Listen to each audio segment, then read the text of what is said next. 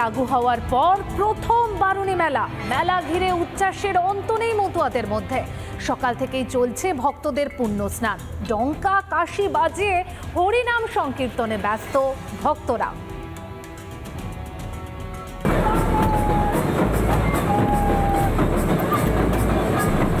CA লাগু হওয়ার পর প্রথম বারুণী মেলা। মতুয়া ধর্মের গুরু হরিচাঁদ ঠাকুরের জন্মতিথি উপলক্ষে গাইঘাটা ঠাকুরনগর ঠাকুরবাড়িতে শুরু হয়েছে মহামেলা। দেশের নানা প্রান্ত থেকে মানুষ ভিড় জমিয়েছেন ঠাকুরনগরে।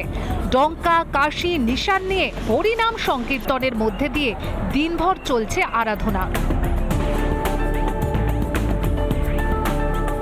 মতুয়া সম্প্রদায়ের দীর্ঘদিনের তাদের আন্দোলন ছিল, দাবি ছিল সিএ লাগু হয়েছে। এবার সিএ লাগু হওয়ার পরে প্রথম বলা চলে যে ঐতিহ্যবাহী ঠাকুরনগর ঠাকুরবাড়িতে যে কামনা সাগর, সেই কামনা সাগরের পুণ্য স্নান। ইতিমধ্যে কয়েক লক্ষ মতুয়া সম্প্রদায়ের মানুষ তারা পুণ্য স্নানের জন্য আসছেন, তারা পুণ্য স্নান সারছেন। ঠাকুরবাড়ি সূত্র খবর প্রায় 50 থেকে 60 লক্ষ মতুয়া সম্প্রদায়ের মানুষ তারা প্রত্যেকেই আসবেন এবং এই যে কামনা সাগর, এই কামনা সাগরে স্নান করবেন। এবারে 60 থেকে 70 লাখ লোক আসবে, এখানে 60 থেকে 70 লাখ লোক আসবে। এবার সিএ এর যে ভারতের নাগরিকত্ব উদ্বস্ত, যে বাংলাদেশি যে আমরা উদ্বস্ত ছিলাম, তাদের যে নাগরিকত্ব দিয়েছে এবং ভারত সরকার, এর জন্য আজকে মতুয়ারা শান্তনু ঠাকুরকে একদম আশীর্বাদ করে দিয়ে যাবে। প্রত্যেক বছরে আসি, এখানে আসি শ্রী শ্রী হরি ঠাকুরের 200 এবারে যে 13তম বর্ষ উপলক্ষে যে জন্মোদয় উদযাপন হয়েছে, সত্যিকারে এবারে পরিস্থিতি অন্য রকমের। তাই সেই উপলক্ষে প্রতি বছর আমরা এখানে এসে থাকি। লক্ষ লক্ষ ভক্তদের পাশাপাশি কামনা সাগরে ডুব দিয়েছেন কেন্দ্রীয় মন্ত্রী তথা মতুয়া মহাসংঘের সংঘাধিপতি শান্তনু ঠাকুর এবং তৃণমূল প্রার্থী বিশ্বজিৎ দাস। এই সময়টা হচ্ছে অমৃত যোগ, তাই এই সময় স্নানটা আমরা সবসময় অমৃত যোগেই করি। মেলায় আগত সমস্ত ঠাকুরের ভক্ত দর্শনার্থী যারাই আছে, তারা যেন সুষ্ঠুভাবে মেলা করতে পারে, আমাদের এই কামনা থাকে। আর আমরা যেন তাদের পরিষেবা সঠিকভাবে দিতে পারি, ঠাকুরের কাছে সেটাই কামনা। আজকে প্রথম আসিনি, অথবা আমি আবার বলি, আগেও ছোটোবেলা থেকে এখানে আসছি। আমি 3বার বিধায়ক এখানে এসেছি। এবার যেহেতু লোকসভা ভোট আসন্ন, সেই কারণে আপনারা ঝাঁপিয়ে পড়েছেন, তাই নচেত আমি এইভাবে স্নান করে চলে যাই। লোকসভা নির্বাচনে মতুয়া ভোট বড় ফ্যাক্টর। সেখানে দাঁড়িয়ে মতুয়ারা কোন দিকে পাল্লা ভারী করেন, সেদিকেই নজর রাজনৈতিক মহলের। দেখার শেষ পর্যন্ত এই বারুণী মেলার অর্থাৎ যে সুষ্ঠুভাবে যেমন সম্পন্ন হবে, তেমনিভাবে রাজনৈতিক মহল তারা কিভাবে মতুয়া ভোট ব্যাংকে শেষ পর্যন্ত কাজে লাগাতে পারে, সেদিকেও নজর থাকবে আমাদের। উত্তর 24 পরগনা ঠাকুরনগর থেকে টিটপ বিশ্বাস, রিপাবলিক বাংলা। ঘটা করে প্রকাশ করেছেন রিপোর্ট কার্ড, তারপরেও প্রচারে বেরিয়ে বারবার বিক্ষোভের মুখে পড়তে হচ্ছে বীরভূমের তৃণমূল প্রার্থী শতাব্দী রায়কে। কেউ তাকে ঘিরে জানালেন আবাসের ঘর না মেলার অভিযোগ, আবার কেউ 100 দিনের কাজের সুবিধে না পাওয়ার অভিযোগ করলেন বিদায়ী সাংসদের কাছে।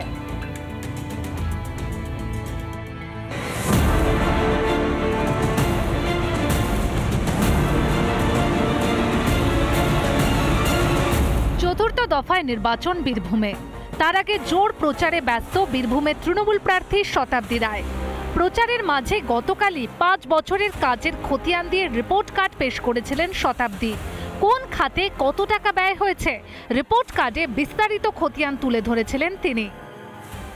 তার 24 ঘন্টার মধ্যেই বিভিন্ন পরিষেবা না পেয়ে শতাব্দীর কাছে ক্ষোভ উগরে দিলেন মোহাম্মদ বাজারের পুরাতন গ্রাম পঞ্চায়েতের মানুষ। কেউ অভিযোগ করলেন আবাসের ঘর নিয়ে, আবার কেউ 100 দিনের কাজের সুবিধা না পাওয়ার অভিযোগ করলেন। কিছু নাই, যারা পেয়েছে তার পেয়েছে, আমরা কিছু পাই নাই। কত লোক পেয়েছে, যারা পার্টি করছে তারা খেয়েছে না। আমাদের বাড়ি নাই, আমাদের বাড়ি পাই নাই। বললেন? হ্যাঁ দিদিকে বললাম তো। কি কোয়ার জন্য কথা শুনবে ও? পাচ্ছে, বাধ্যকর পাচ্ছে এখন, তবে সম্পূর্ণ সবাই পাইনি। তবে সরকার চেষ্টা করছে, অনেকেই পেয়েছে। 2-5 জন বাকি আছে আমাদের পেতে, সেগুলো বললাম একটু দেখবেন। এটা নিয়ে প্রচণ্ড সমস্যা। এখানে বাসগুলো চলতে, বাস যাতায়াত করতে পারে না, এবং এখানে বর্ষার দিনে ভেঙে যায়, ভেঙে গেলে ওই পাড়ার লোকেদের যোগাযোগ হয় না। দীর্ঘ 10 বছর ধরে পরিষেবা না মেলায় ক্ষুব্ধ জনতা, দাবি বিরোধীদের। বিগত 15 বছরে উনি মানুষের হয়ে কোনো কাজ করেননি, যা করেছেন নিজের জন্য। গত ইলেকশনের সময় বলেছিলেন আমাকে যদি বিনা পয়সায় দেখতে চাও তাহলে আমাকে ভোট দাও। এই বছর আর ওটা উনি বলতে পারেন না, কারণ ওনাকে আর কেউ দেখতে পায় না, কেউ দেখতে চায়ও না। স্থানীয়রা বারবার তার কাছে অভিযোগ জানালেও তিনি কাজ করছেন, সেই দাবিতেই অনড় শতাব্দী। কি স্কিম পায়নি বা কি না পেয়েছে সেটা দেখবো, পঞ্চায়েত থেকে পায়নি কেন বা সেই স্কিমগুলো। এখন 10টা গ্রামের মধ্যে 9টা গ্রাম বলে আমরা সব পেয়েছি, কিছু প্রশ্ন করে না। একটা তো তোমরা প্রশ্ন রাখো, 10টা 9টা কি হয় তোমাদের? তিহার জেলে কেষ্ট, তা নিয়ে চিন্তার শেষ নেই শাসকের। তার উপরে প্রচারে গিয়ে প্রায় দিনই সাধারণ মানুষের ক্ষোভের মুখে পড়তে হচ্ছে শতাব্দীকে। সব মিলিয়ে বীরভূমে ব্যাকফুটে তৃণমূল কংগ্রেস। বীরভূম থেকে মনোরঞ্জন চ্যাটার্জির রিপোর্ট, রিপাবলিক বাংলা। শতাব্দীর পর এবার প্রচারে বেরিয়ে ক্ষোভের মুখে পড়তে হলো শ্রীরামপুরের তৃণমূল প্রার্থী কল্যাণ বন্দ্যোপাধ্যায়কেও। কোন্নগরে প্রচারে বেরিয়ে মুখ্যমন্ত্রীর প্রশংসায় পঞ্চমুখ কল্যাণ। লক্ষ্মীর ভান্ডারের ভাতা বৃদ্ধি করেছেন মমতা বন্দ্যোপাধ্যায়, আর তাকে হাতিয়ার করেই প্রচার করছিলেন কল্যাণ। ঠিক তখনই বার্ধক্য ভাতা না পাওয়ার অভিযোগ করে বসলেন এক বৃদ্ধা, কিন্তু সেই অভিযোগে গুরুত্ব দিতে নারাজ তৃণমূল প্রার্থী।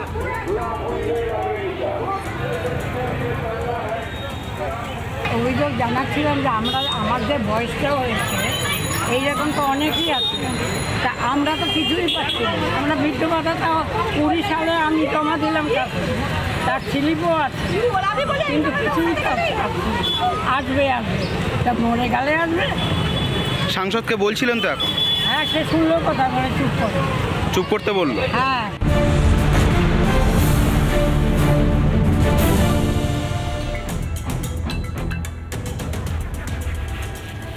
শাসকের দাদাগিরির অভিযোগ। 2021 সালে তৃণমূল নেতাদের বিরুদ্ধে অভিযোগ দায়ের করেন দুর্গাপুরের ফুচকা বিক্রেতা বাসু সিং, আর এখন সেই কেসই তুলে নেওয়ার জন্য দেওয়া হচ্ছে চাপ। রোজগার বন্ধ হওয়ার জোগাড় ফুচকা বিক্রেতার, এমনটাই অভিযোগ বাসু সিং এর।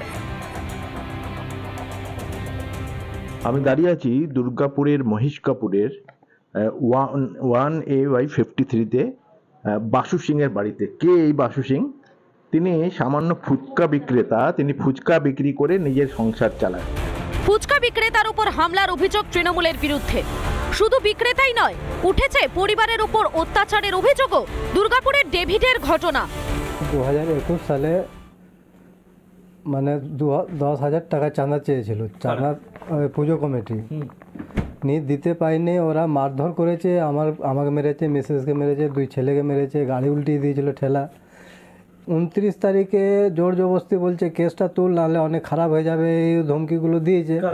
এটা হচ্ছে আপনার তৃণমূল পার্টির সব দাদাগুলো। কিন্তু কেন এমন অত্যাচার? 2021 সালে ওই ব্যক্তির থেকে 10,000 টাকা চাঁদা চাওয়া হয়। সেই টাকা দিতে না পারলে শুরু হয় অকথ্য অত্যাচার।